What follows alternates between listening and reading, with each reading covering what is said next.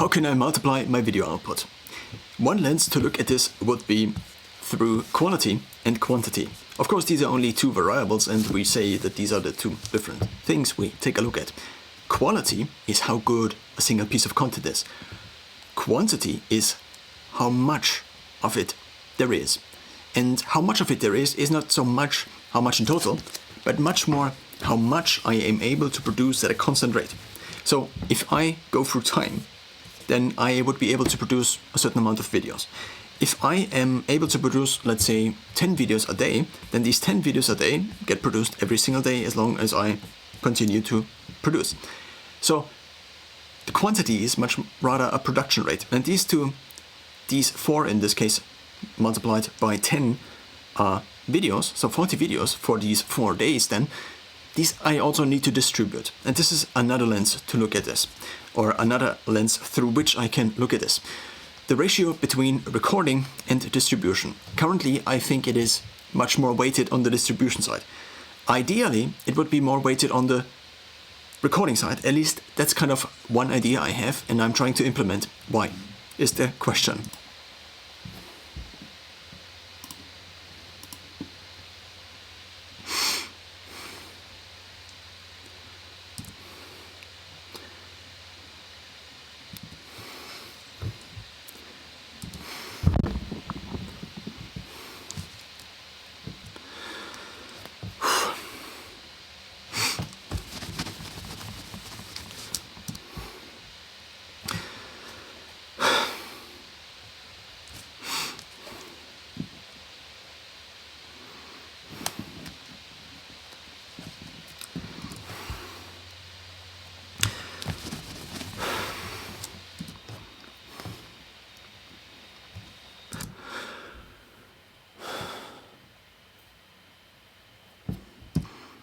So in the beginning, I did these musical pieces. They didn't really turn out to be that great, but also partially, at least, I think, because I didn't adhere to it. I said I would practice an hour of music every single day for different instruments, 10 minutes of guitar, 10 minutes of playing the piano, and I would record all of these. And over time I actually improved and I got out some things I actually like. The problem is just that I discontinued, because I thought everything was bad. And so, similarly, I experienced an effect like this when learning for exams in school, for example. When I learned and learned and learned and I didn't really know what I actually did and I didn't really write down what I actually did, then I just kind of was still in this, oh, I need to learn more and I don't understand. Whereas if I just wrote down the things, I also seem to be able to remember them better. Not so much writing down while learning, but writing down what I actually did. So a kind of a self-assuring aspect. And similarly, these videos also document the different decisions I make in regards to different areas of my life. Now we come to the part where I discuss my failings. First of all, a very big thing that holds me back, I think, is the distribution part. First of all, figuring out how to distribute properly and to which platforms to distribute. In the beginning I thought, okay, I just post to all platforms. Then I thought, okay, let's just concentrate on TikTok. Why? Because TikTok seems to have a lot of traffic. But then I realized that posting to TikTok was quite a hassle. And also maybe I didn't want... maybe I also didn't want the inconvenience of posting to this platform. So a few months ago, about 2 or 3, I decided to only concentrate on YouTube. Now, also I have to mention is that I, in general, am recording in 2 different formats. The first one is the talking form. Let's just call it T. And the other form is the the writing form, W. Now, between these 2 formats, I also ideally have a conversion. Because if I have a conversion between writing and talking, then I could also write something, and this also would then be a video. And videos tend to be usually more engaging than writing. So I would offer this format also on a different platform as video. Not necessarily on different platforms, but I would offer it in a different format. The problem is now, if I have something I want to record, do I now talk about it or do I write about it? Talking can be just audio or also just video. But a few months back I decided I would just do video, or actually a few years back. at this point in time. I would just do video. Why? Because video also has audio.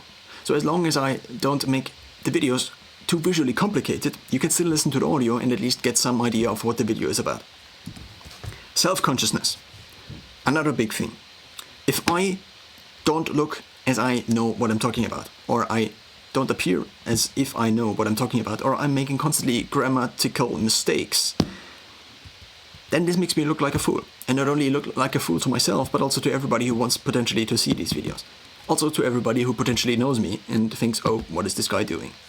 And the only way this actually resolves is not by me thinking about this, but by me making more videos. But of course this seems then so distant often, and then I don't make these videos. And I don't get better speaking. Even though after a few days my English is on a pretty much somewhat decent level, I would say, again.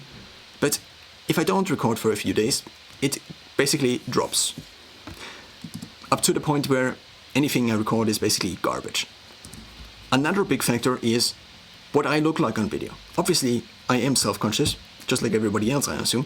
And therefore, what I look like on camera also translates to some extent what I think of myself if I watch back the video.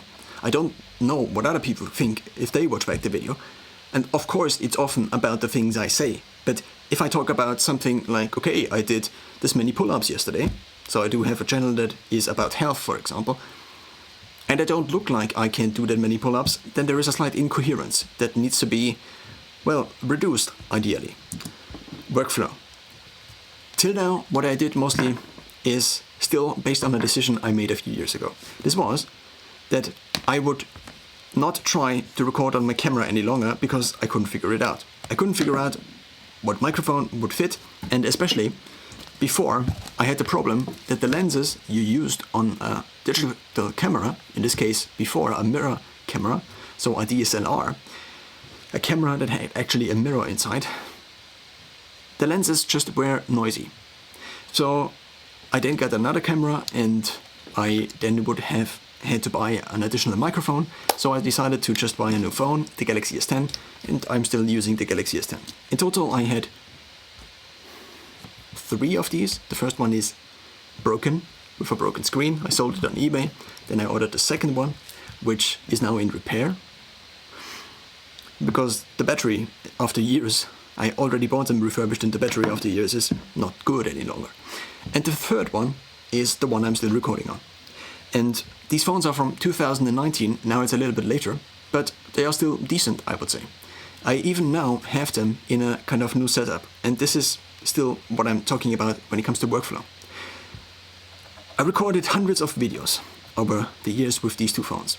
And I would say I recorded a couple of hundred more and deleted them because there was no audio, or the phone battery died and I then had multiple parts, and if I then have multiple parts stored for multiple days, then I don't have an idea of what I talked about in this video without playing it back. But usually I don't, in order to save basically time. So I don't play the videos back. I just skip through them, sometimes here, sometimes there, and check whether I show something that is maybe not something I want to show to the public, or not specifically I say something, because I kind of monitor what I'm saying as I'm saying it. And if I know that I said something that I don't want to have in the video, then it's time to delete the video. But then on the other hand, I previously had the post or delete approach, so I have to delete it if I don't want to have it posted. But as soon as I make a mistake, I kind of have to begin again. But I also don't do this because I figure if every time I make a mistake, I begin again, and this was partially what I also learned from making music and also a little bit of recording music. If you make a mistake, if this is a piece, a musical piece, let's say, and you begin, and here you make a mistake, so you begin again. And here you make a mistake, so you begin again. And here you make a mistake, and you begin again. And then you get a bit longer, and this is like... And over the time, all these different curves of where you actually played this musical piece are just in the beginning. So if you want to play a musical piece, you will never get to the end part and actually rehearse the end parts of anything when the only thing you ever stop at is the beginning, because you still haven't figured out the beginning. So the only way to also train this is to cut this and to never stop and to always continuously play until it is the end. And this is also a philosophy or a strategy or a concept I have applied to recording musical pieces. There's another thing when it comes to music specifically, I would say. If I don't look like I made a mistake and this is actually intentional, then maybe also other people don't think like it's actually a mistake. It's maybe artistic freedom. Of course, there are different degrees of artistic freedom. When it comes to music, it might be different compared to making video, where if I cite something, for example, from Wikipedia or from another source or from some studies, then it better be correct, because otherwise I, again, don't know what I'm talking about. In addition, I had another idea in place, and this idea was to never stop recording. So I did this in the beginning, and I actually would say sometimes became quite fluent in speaking. But sometimes I then paused videos due to multiple reasons, paused recording videos, and then began also to pause videos while recording them. And I noticed that if I allow myself to pause these videos in between, then I tend to pause them again and again and again, and the frequency of the pauses in between increase. Because I then might also become insecure, because if I then have higher standards for the different pieces, I might pause and pause and pause and pause again. If I, on the other side, allow myself to not pause, or don't allow myself to pause, then I have to have these natural speaking pauses. And I also have to perform in front of a camera for maybe 40 minutes, for maybe 10 minutes, for maybe 60 minutes. There were some videos where I talked continuously for 2 hours. Now, there's another problem, and this is what I want to address maybe next. This other problem is that I often tend to speak and speak and speak and speak, where I actually could benefit much more, I guess, from splitting a certain video into multiple different videos, because nobody is an exaggeration, obviously, a simplified exaggeration. If I record a 2-hour video, then there might be parts in it that some people might watch this here, and this might also be an interesting part, and this also might be an interesting part. If there are two things, and I want people to be interested in two things, then the mathematical probability that people are interested in these two things is this multiplied by this. So if we assume 0.5 for somebody who follows me and is interested in one topic, and then 0.5 for the other topic, if I multiply these, then the result is that the probability that one person would be interested in talking about both in the same kind of content piece is only half of it, is only 0.25 or 25%. And this gets multiplied and multiplied and multiplied the longer you talk. So by splitting a video into multiple short videos and not recording a long video, you basically increase the probability that someone, at least given that you distribute this also to different channels in the interest, but also not necessarily, so you don't necessarily need the different channels. If you post this in different kind of shorts on the same channel, there also would be an effect there also already would be a positive effect of this, compared to just posting this one long video. But in order to also get the second effect of this, I separate all the different things I make. So this is again me going through life, and I encounter different topics. So here I'm very interested in sports for a few days. Here I'm very interested in this for a few days. And of course I'm not interested only in this for a few days, but maybe through a given day I'm interested in these two different things, or I'm focusing on these different things. So as these topics come up again and again and again, I split them basically into different distribution channels. One is for health, one is in talking about my content strategy and what I'm trying to do here. One is maybe about the logistics of this or creating this, talking about a camera and how I use this camera or how I use my phone and so on and so forth. And one might be about something else entirely. So the idea is to split it into different interests in order to then increase the likelihood that somebody who sees one piece actually also likes the next piece. Also known as audience targeting. Back to workflow. My workflow was to record with the two Galaxy S10s I had, usually only with one, because I needed the other one in everyday life. But now the battery's drained and drained, so the battery might have been on for 4 hours of screen time for one phone. Now this was a little bit of a problem, and also because the phones take so long to set up. Of course, resetting is quite easy. It takes maybe a few minutes to reset a phone completely, but to set it up again, to get your letter from the bank again for the code you have to insert somewhere and so on and so forth, and to activate maybe multiple different accounts, it takes a while. So I didn't get the battery replaced on any of these phones. But what I also couldn't do is, if I have my phone in here, of course I want to have kind of better audio than the internal audio on the phone. The internal audio on the phone was already quite good for 2019 standards, but there is also this USB-C port in these phones. And there is also a headphone jack, at least in the Galaxy S10s. So what I can do is, I can take a cable, and with this cable, also sometimes an adapter, because a phone has a TRRS mount, not mount, but audio jack, I can plug this in and plug in an external microphone. The same is possible with a USB-C microphone. The problem is just that USB-C microphone drains battery. So if the whole thing only lasts for, I don't know, 2 hours, 3 hours when recording actually, because then the screen is also on, and I'm also looking at myself on the screen, this has kind of become a habit, then the problem is that I cannot charge the phone at the same time. Which means that if the phone battery then dies, and I have the files on one phone, and I would like to merge them later if I have multiple parts, then often the battery died in the process. And because the battery died in the process, I lost hundreds and hundreds of videos. The same is true for missing audio, because one of these phones had a USB-C port that was kind of a defective contact, or had a defective contact. So I cannot, now the idea is obviously plug this in, external microphone, and then use charging. But this doesn't work. I didn't find a solution where I could charge, and this didn't create a charging noise that was also recorded on the audio track. And this was one of the main problems for years. I also then eventually would get this camera again, and the multiple different parts that were actually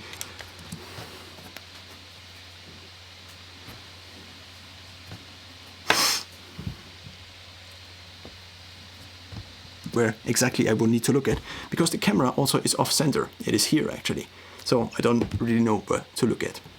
And because the whole thing is now connected to my notebook, I don't have to switch the Bluetooth keyboard and also my Bluetooth mouse to my phone anymore in order to record. But I can set hotkeys, which I then can, so here is pause. If I press this, then it pauses, and here I can stop.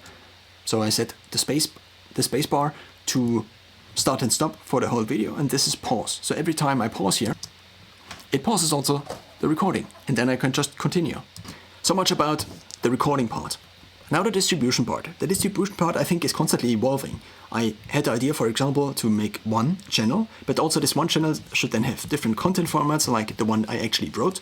So what is the thing I write, and how do I then turn this into video? Is this in the podcast, or... Eventually I found the following solution. Everything I want to make should be one channel. So every interest I want to make should be one channel, but not only just in general one channel for one interest, but the format also should be consistent. So every piece of content, so if this is my YouTube page, for example, and there is the short shelf, and then there are these long format videos. And now the idea is that you don't need playlists or something like this, but the whole channel is one playlist. So similarly to how you just scroll through hundreds of shorts, maybe in a few minutes, if you go onto my page and you are exposed to one of these, or watch this, or this, or this, it shouldn't matter that much, because it is always the same format. So ideally, every single thing you could potentially choose, every first contact with a channel, would be also a idealized or perfect preview of what this channel is about. So, of course, this is not totally fulfillable, you could say, but I would try to approximate this ideally. If this then is the case, then it doesn't make sense to record one video where I talk here and one video where I talk with the rear camera and just my voice is heard, because then it is too confusing. It is even too confusing for me if I take a look at my own videos and I watch them and I'm like, oh, what is this? So as I began to tinker with different formats, I realized I had to split them. I had to split them into the following. So for every channel, for every interest, let's say it's this channel here, I have now multiple subformats, and these multiple subformats then ideally also have, again, channels. Now if I would do this on multiple platforms, then I would have channels in the hundreds. So one channel, one platform would be one, and then I would have for one channel on multiple platforms already multiple channels. But if I then have different formats and these also, then it just multiplies and multiplies. So what I figured is I just focus for now on YouTube. I might get help with distribution in the future, but this is currently not something that makes sense. So I figured the following. I have a share format where I talk in front of the camera. I am kind of thinking about calling this the front format, because I am kind of the front man, you could say, of this format. Then I have a format which I call code, which is me writing on Twitter, and then I read these. Now all of these formats are split also into two lengths. So the first length is the short, the second length is the long. So everything that is above 1 minute is long. Ideally it would begin from 2 minutes, because then I have a little bit of a distinction in between there. And if I have something that can be said in 1 minute and 20 seconds, then I probably can also say it within 1 minute. So that there is not, the idea is to have a clear distinction between these two different formats. Now I also have a few other formats, but these are not fully developed yet. So one idea is to have about every major interest of mine also then a show. So if I am making these videos, then I could also speak not only to the audience, but also to somebody else and ask questions.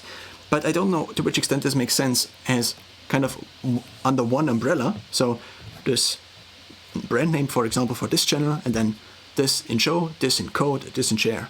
I don't know to which extent this makes sense, or if a podcast show is then a format that is too different from this umbrella. And maybe I should, yeah, well, I don't know about this yet.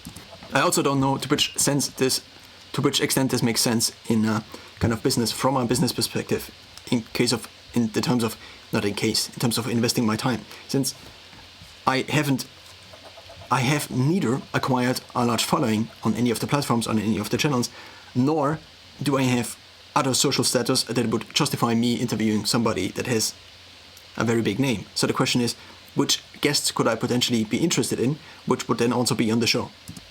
Back to workflow. So another big thing was that I had now 2 phones and multiple files on these 2 phones, and sometimes I recorded something and then there was only a part, and ideally I would record like this, and then I would record and play and press stop again. But of course sometimes my phone battery died, sometimes somebody rings at the door and things like this. So often these videos became interrupted, and of course you then have to kind of merge them. But ideally you would do this on the same day, but sometimes it doesn't work, and then you have loads of video files which you don't know if there are missing parts, or sometimes there are missing parts with no audio, and then do you delete the whole thing, do you re-record something, and so on and so forth. So the idea was always to have a one start and one stop file, and if not, delete it. But of course sometimes you make an exception to this, if the video was maybe particularly good, or you don't want to record it again, or it was particularly long. But then also, how do I transfer these files to my notebook?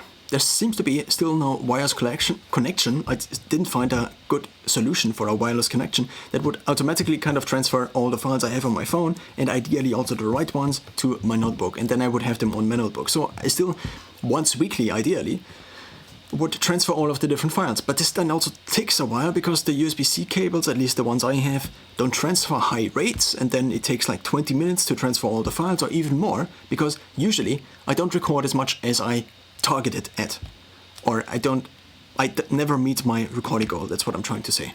So what if I could just get rid of this? What if I could just use my phone as a basically webcam and record directly onto my hard drives? And then basically I have a major step gone. So someone just called me, and this now, usually on a Galaxy S10, would have meant that the video recording stopped. So now it didn't, because I just am recording this as a feed-in, as a video feed-in on my notebook, and this is nice, I think. This makes the whole approach more flexible. What I also could do is potentially use something like dragging in windows, for example. I could take one window and then shove it basically into the screen, as this should happen in the next... No, I still have to first set the notebook on visible, and what I now can do is I basically can get in kind of a different screen here. And this is remarkable, I think, because it hasn't possible before. So again, we set this on my camera, and now it's done. And it's all done live. I don't have to edit anything. I don't have to export and render for minutes and hours just for one video.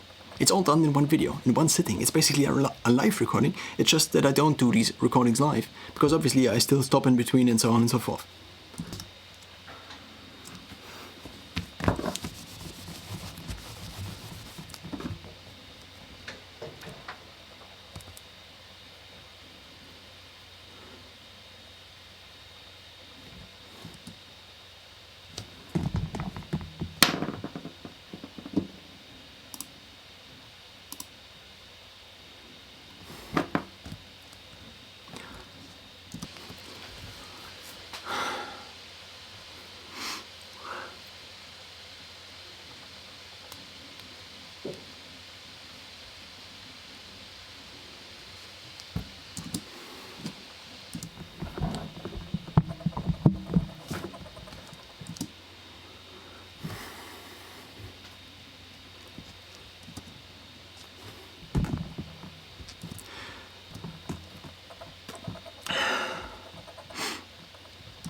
Trying to say here is, did I still go to the video feed and then I see all of these different clips from the episode I already watched, which is sometimes unfortunate, I think. So the idea here is, with my channels at least, I would have then only original content. So everything a new subscriber or somebody gets notified for or somebody sees from my channel is then something that is new, at least to the person. Something else you also might have heard in the background, and that's what I partially try to get rid of with some filters. So I can in OBS Studio turn on some, not in OBS Studio directly, but in the Rode Connect app, which is for the microphone, I can turn off and on a high pass filter, which should maybe get rid of some of the notebook fan noise. My notebook fan has a little bit of an issue. I already had it in repair, but it didn't dissolve the issue. So it is audible in the background, and I just couldn't figure out where to mount my Zoom H6, which I used for audio input. I also had a lavalier mic previously, which would not record then the fan noise so much, but it just didn't sound right. It just sounded very bad. Also, the internal mic in this distance of the Galaxy S10 is a little bit too bad, and so I just didn't have a solution until I then got the Rode VideoMic 2 actually as a kind of completion for my video kit or film kit with the Canon EOS M50, and then I just figured why not just mount it on top here. Of course then it again is missing in my camera bag as a on-the-go microphone, but I mounted it, not that complicated, so maybe I just can take it off and on every now and then. But now I have a directional microphone, so instead of a microphone taking basically up the audio from around it, a directional microphone takes it like this, and so only records basically like this here towards me. Of course this now looks a little bit weird, but that's the spatial dimension here of the recording of the audio. And these in total are a few lessons I learned over the last months, maybe also already years. It's about 2 years since I began recording kind of these videos before these music improvisations. And I now have multiple channels on mostly YouTube. Also, I tweet on a few of these channels, but well, that's basically it.